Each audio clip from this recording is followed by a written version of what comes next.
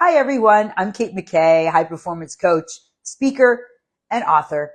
And I'm going to talk today on the Peaceful Power Reset, all about how your peace, your center peace, is actually your superpower. Your peace is your superpower. Why do I say that? Well, I guess the first thing I want to ask you is, when was the first time or the last time that you remember feeling peaceful? When was that time where you felt peaceful? Can you remember when you really felt it deeply?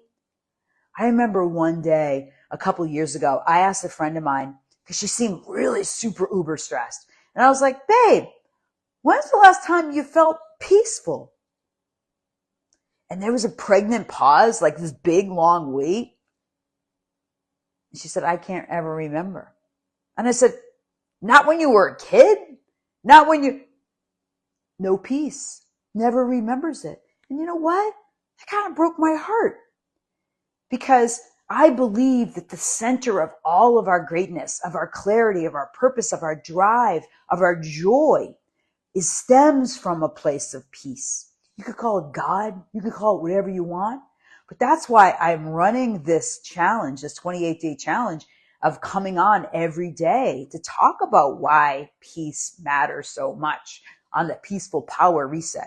Because if we can tap into the peace, we become so powerful. It's our superpower, to be truthful. So I wasn't always this way. I didn't always know this to be so true with such conviction until I lost my son, Will.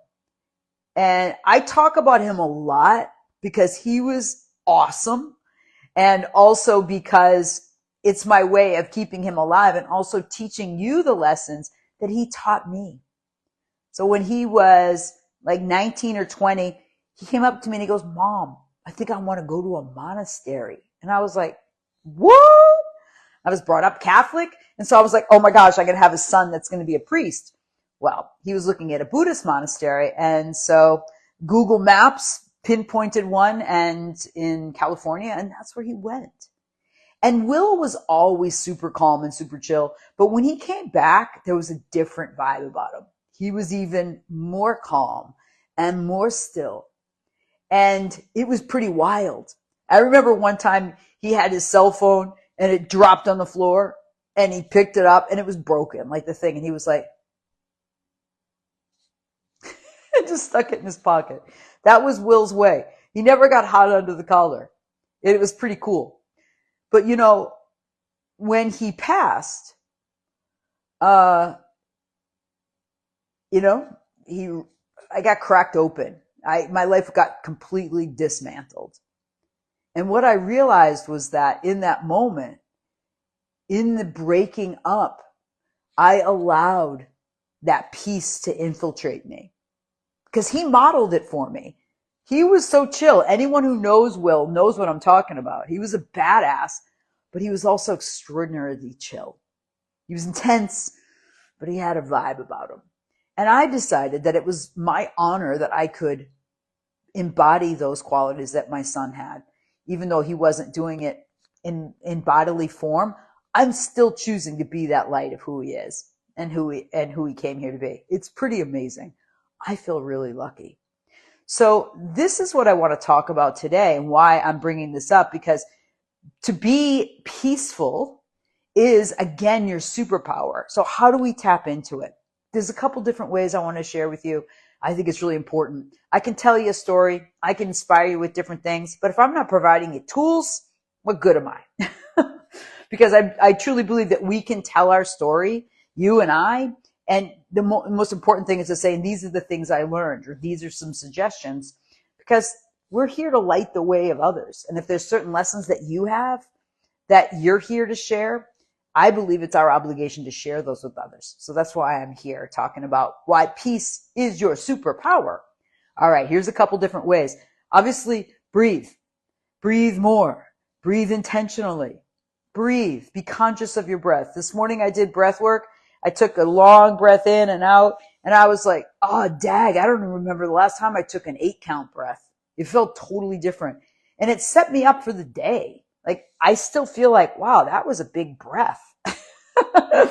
that relieved a lot of stress. That opened up a lot for me. So just breathe. Now that means breathe like intentionally with whatever you're doing in your life. If you have a moment, I always put my hand on my belly. You'll see me do that a lot when I'm talking about breath. I'm always like, all right, I'm breathing. That's just a habit from taking yoga and all kinds of other stuff. But breathing is one. But breathing also before you react to something. Someone says something rude to you, be like, wow, all right, let me center in. All right, that was rude. That's what was going on. It gives you that moment of pause. So your breath allows space to process. And that's number one. Number two is do something intentionally, like taking a walk or being out in nature and being present, because oftentimes our peace comes in being present, not in rushing, not in beating ourselves up over what we didn't do yet the day before, but being present in the moment. That brings us a lot of peace. And number three, 1, 2, 3, understand that you're worthy of that peace. And that means sometimes just doing things that allow you to be more peaceful. What are ways that you can care for yourself today that honors the gift of who you are and who you came here to be? There is this part that we think we have to sacrifice ourselves for other people. But if you're not chill and not peaceful in who you are, what level of value can you bring to others? You gotta want the peace, to be the peace. Do you want it? Do you want to feel more peaceful? And what would it be like if peace was what fueled your greatness? It fueled your clarity. It fueled your healing, your growth, your fulfillment, your joy, all of it. I say, let's try it out together. So again, remember this, please, my friends. I believe in you. And I truly believe that you have greatness within you. You do.